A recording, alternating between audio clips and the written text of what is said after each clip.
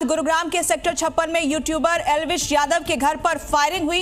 Bike सवार बदमाशों की फायरिंग का वीडियो भी सामने आया है। पुलिस का कहना है कि 10 से 12 राउंड फायरिंग की गई है, तो वहीं एल्विश के पिता ने यह दावा किया है कि 25 से 30 राउंड फायरिंग हुई है। हालांकि फायरिंग के वक्त एल्विश यादव मौजूद नहीं थे। जानकारी के मुताबिक एक बाइक पर सवार होकर 3 लोग आए थे और फायरिंग करके फरार हो गए, लेकिन ये बदमाश वहां लगे सीसीटीवी में कैद हो गए हैं। अब पूरे मामले की तफ्तीश की जा रही है।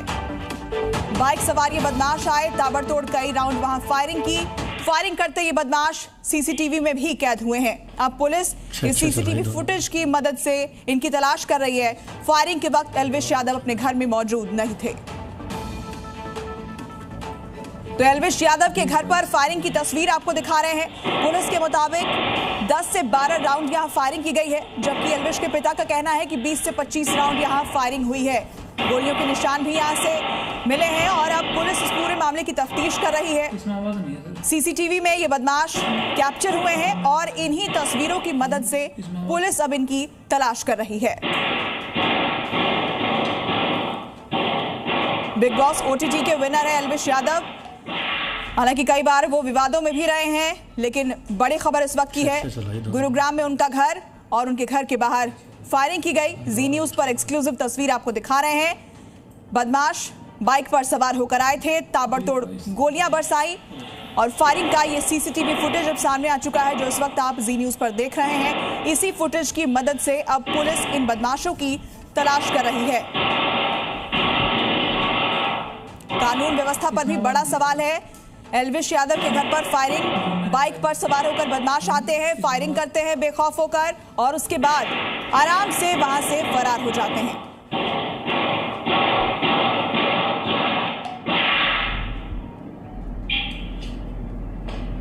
अच्छा चला ये दोनों ना। तो तस्वीरें आपको दिखा रहे हैं एल्विश के घर पर किस तरीके से फायरिंग हुई है। गुरुग्राम में उनका घर, जहां पर ताबड़तोड़ फायरिंग की गई और अब ये बदमाश जो सीसीटीवी में कैद हुए, इन तस्वीरों की मदद से इनकी तलाश की जा रही है। या इसके पीछे और भी कोई था, उसकी भी जांच पड़ताल की जा रही है। लेकिन इन तस्वीरों में जो दिखाई दिया, 3 लोग बाइक पर सवार होकर आए, ताबड़तोड़ फायरिंग की। 10 से 12 राउंड फायरिंग यहां पुलिस के मुताबिक की गई है। हालांकि एल्विश उस वक्त अपने घर में मौजूद नहीं थे। बड़ा सवाल यही कि आखिर ये हमला किसने किया। हिमांशु भाऊ ने हालांकि इस हमले की जिम्मेदारी ली है सोशल मीडिया पोस्ट के जरिए, लेकिन इस पूरे मामले की जांच की जा रही है। प्रमोद शर्मा हमारे साथ इस खबर पर जुड़ गए हैं। प्रमोद, फिलहाल क्या डिटेल्स मिल रही है, पुलिस क्या कह रही? देखिए, पुलिस का कहना है कि 10 से 12 गोल जो है वो यहाँ से मिले हैं और 32 बोर के पिस्टल से ये फायरिंग की गई है। और परिवार से जो बात की गई है, परिवार ने किसी भी तरीके की धमकी या फिर दुश्मनी से साफ इनकार कर दिया है। और अब इस मामले में ताजा अपडेट ये है कि इस खबर की गंभीरता को लेते हुए, इस पूरे वारदात को बहुत ही सीरियस लेते हुए सेंट्रल एजेंसी भी जो है वो अपनी स्तर पर जांच करनी शुरू कर दी है। आईबी की टीम जो है वो खुद गुरुग्राम पुलिस स्टेशन पहुंची और इस केस से जुड़ी हुई तमाम जानकारी ली गई, क्योंकि जिस तरीके से सोशल मीडिया पोस्ट जो है वो आया है और हिमांशु भाऊ गैंग ने इसकी जिम्मेदारी ली है।